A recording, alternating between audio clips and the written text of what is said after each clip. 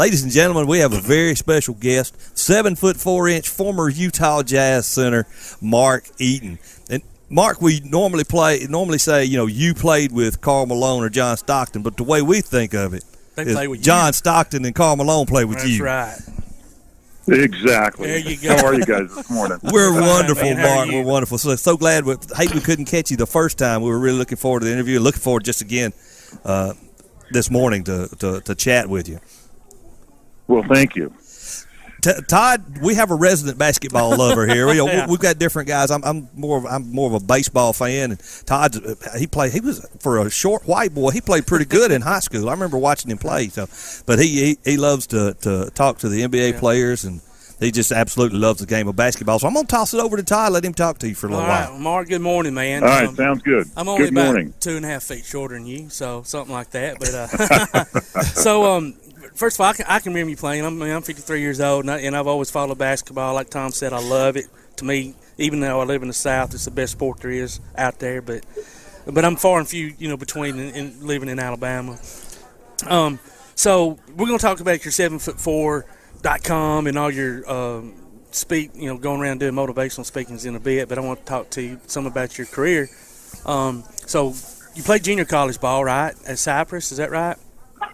That's correct, yes. Okay, so, and then I had not read this initially when I was researching some of this stuff, but I saw so you had the opportunity coming out of there. Well, no, you got drafted. I guess it was different back then. So before you went to UCLA, you actually got drafted. Is that correct because of your age?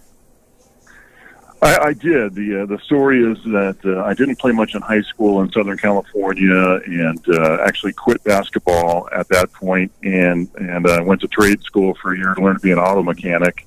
And I was working in an entire auto center in Southern California, and a junior college coach convinced me to go back to get basketball another try when I was 21 years old. Wow. And after my first year there, I was drafted by the Phoenix Suns because at that time, if your class had graduated, whether or not you'd been in school, you're eligible for the draft. So same way they drafted Larry Bird. Right, and I remember Larry Bird being in that situation. So they could hold on to your rights for a year. Okay, just a year. So, but anyway, why did you feel like at that point you was like, I'm not? Well, you just didn't feel like you were ready, I guess, at that point. Well, it was really just an invitation to come to training. Oh, gotcha. Okay. It was like a $30,000 make good contract, and so when I visited with my junior college coach, he said, you're not ready, and it's not a guarantee. Let's just keep rolling here and see what else we can do. And so but it was a wake up call of like, well, geez, maybe I ought to get a little more serious about this game of basketball. So at that point in time, I quit my job as a mechanic, and I got a job selling cars and as a bouncer instead to get through the second half of junior college. I'd have hated to been in that bar, man. Well, you got something to fall back on now, though. Yeah, there you go. Yeah, if the motivation speaking falls short, which I know it's not, but hey, you can always have a weekend gig, right? Yeah, you can. That's right. Yeah, motivate during the week and knock your head bust and them fix up your car. There you go. Yeah, you got some skills, man. No doubt. So I want to jump into your NBA years a little bit. And I'm sure you've been asked this a million times, but I'm going to ask it for the million first.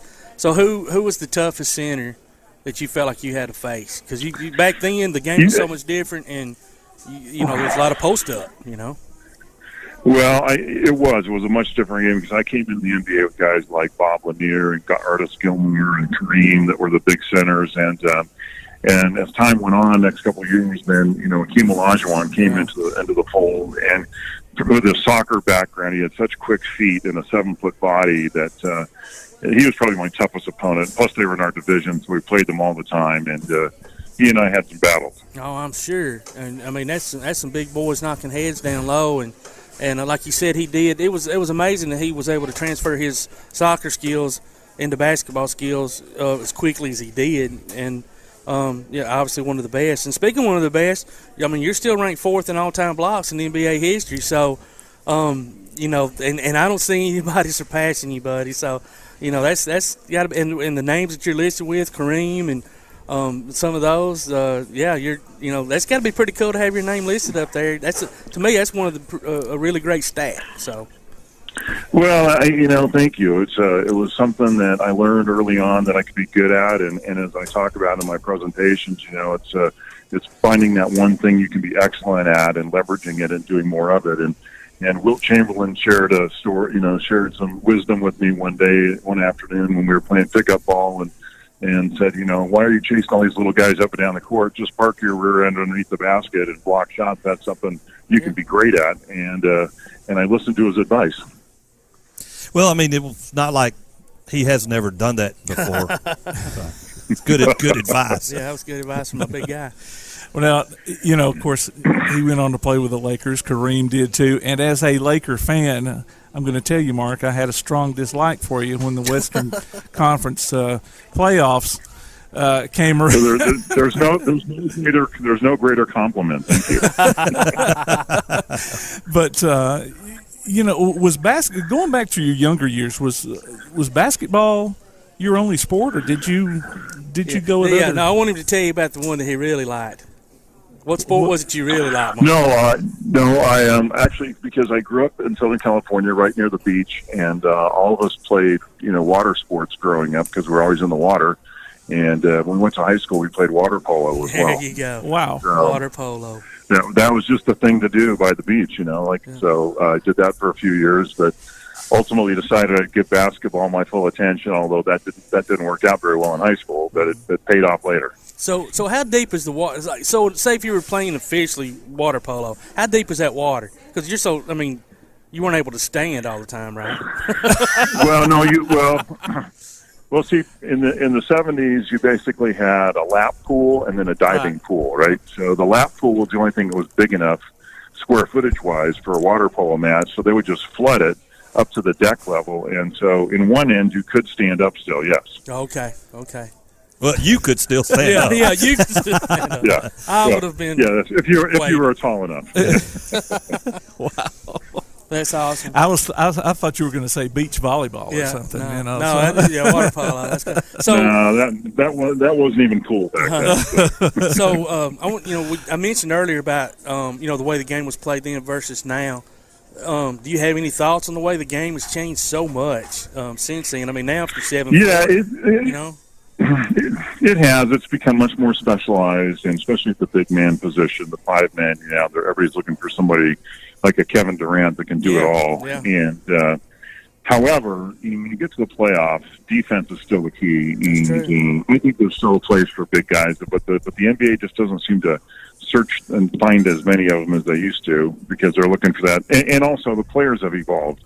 I think as the European players have had a major impact on the sport because they grew up playing the game a little bit differently than we do in the U.S., and that's affected the culture of the game also. Yeah, that's what I was going to say. Now, if you're 7'4", you need to be able to step beyond the arc and bust that three, or it seems like. But and also you brought up a good point. When you do get in the playoffs, you do see a lot more. I think not slow down game per se, but they do use the post more. And it's funny because they don't do it the 82 regular season games as much, but come playoff time, Well, I think the analytics have led people to say, the 3-point shot has become a much bigger part of the game. When I was in the league in the 80s and early 90s, if you shot 35% from the 3-point line, that was considered excellent. Oh, yeah. Now LeBron shoots like 47% from the 3-point line. Yeah, on a regular basis. Yeah, that's true. Yeah, so it's become a much more important part of the offense. Yeah. So share with us about about what you do now, your motivational speaking, your 7foot4.com website, and some of those things that you do. And your book, The 4 Commitments of a Winning Team. Yeah, so throughout the last 10 years, I've been doing corporate motivational speaking, and I teach some of the things that I learned as an NBA player to companies and organizations about how to be a team and how to get rid of internal competition and these 4 commitments of a winning team that I've found so valuable in my life and through the coaches that I had. And I try and pass those on to the organizations that I speak for. In fact, I was just in your neck of the woods a week or so ago at Citizens Bank out of Gunnersville. Really? And, I was hanging out there and hanging out in Alabama. So, awesome. So had a very nice time up there. Were you able to go out on a boat there while you were in Gunnersville, or was it just professional? No, it was just professional. I didn't get to go on. If I'd stayed a little longer, they were going to take me out bass fishing, but there you go. I had to get on down the road. But it was beautiful up there at the state park, and So I speak 5 or 6 times a month around the country, Wow. and teach people about how to play better together, and share a little bit of what professional sports can teach an organization about how to get along better and how to achieve your goals better by looking after the people that are around you. So you do the corporate speaking. Do you do any speaking to athletes, schools, that kind of thing? Not occasionally, but most of the athletes, they already think they've got it all figured out, right? So, don't do that. That's a great point, man. The corporations are for looking for improvement. Correct. Yeah, that's the key right there. Yeah. But you know Looking what? for improvement. It's awesome that is what you're doing, because you're right. Being an athlete, playing a team sport, it does translate into corporate world or any situation like that. Because if you don't work together as a team, you're not going to be successful. And maybe, and you can even translate, like maybe you're all fighting for the same position, but at the same time, you work harder to do it. You don't do it without still putting the team first. So yeah, that's right. Well, it's a combination of you bringing what you do well to the party, and then understanding how that falls in concert with the other people around you. And if you have an understanding of that, and you stop trying to do everybody else's job along with yours, it gives the team a chance to grow and improve. And that's what I talk about. That's great. Okay, before we get close to the end here, this is Tom again. Is there any stories you can share with you and Karl Malone and John Stockton, maybe some of the other guys on the Jazz, that good funny stories, but something we can share on live radio? Okay, sure. All right, here you go. So we were on a road trip on the East, and we were playing in Charlotte, and we'd lost like 3 games in a row. And the team wasn't doing very well. John Stockton had the flu, and we roll into Charlotte when they had Larry Johnson and all those guys back then, and so John Stockton tells the mailman just before the game, he said, "Hey, I was listening to radio today, and I heard Larry Johnson say he was the greatest power forward of all time." Oh, that's awesome. Grandmama. So, right. So Karl Malone gets all fired up. He goes out and drops 56 on the Hornets. Wow. And after the game, we go in the locker room, and some reporter had actually heard this story that John had listened to the radio, and so we went over to John Stockton. He said, "Well, what radio station were you listening to?" He said, "Oh, I didn't listen to the radio."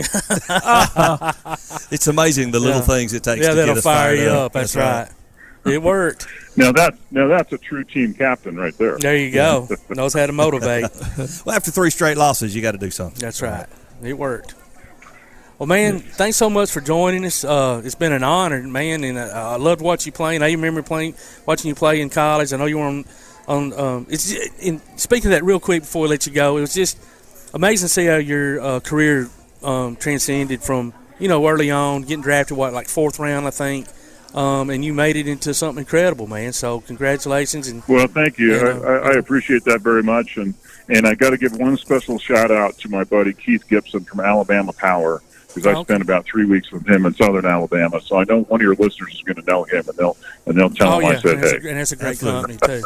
Well, what about your book? Where do real people quick, go to get it? Yeah. And Tell us all where to that? get it. Yeah, you can get my book on the Amazon or BarnesandNoble.com. The 4 Commitments of a Winning Team, and it's a pretty good read and full of more NBA stories, as well as some business applications. So if your business needs a little shot in the arm, pick it up. That's great. Good deal. And, Mark, thank you all so right. much. It's been a hoot, dude. Man, Come back we'll and join us again. On. well, thanks, guys. Really appreciate it. Hope you guys have a great day today, You too, and man. all your football teams win. All right, Okay. thanks a lot. There you Take go. care, buddy. Thank you, Mark.